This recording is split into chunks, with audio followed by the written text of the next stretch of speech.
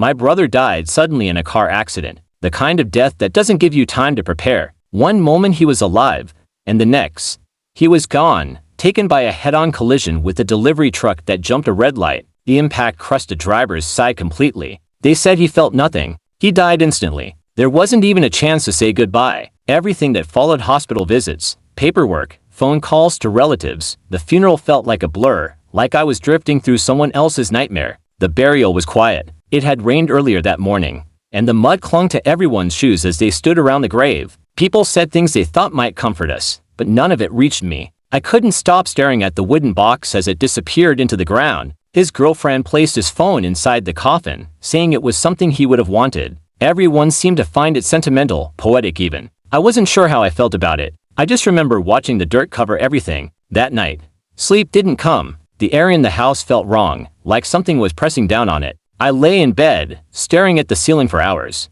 There was a strange quiet round me, too quiet, like the silence had weight. My room felt colder than usual, even with the windows shut. At some point, I must have dozed off, but I woke suddenly a little before 2 in the morning. I didn't hear anything, but I felt something, a kind of pressure in my chest, as if I had been holding my breath in a dream. I turned on my phone to check the time, and that's when I saw it, a single notification waiting for me. The contact name was familiar. It was my brother, the same name, the same profile photo. I froze. I hadn't deleted his contact yet, but I knew that phone had been buried. I had watched it fall into the coffin. The thought of a message from him made my skin crawl. My first instinct was to believe it was some kind of mistake or prank, but the rational part of me couldn't come up with a good explanation. I stared at the screen until the light from it began to hurt my eyes, and then I turned it off without opening the message. The next morning, I tried to pretend it didn't happen. I kept moving through the day, answering calls from distant relatives and heating leftover food I didn't want, but things began to feel strange around the house.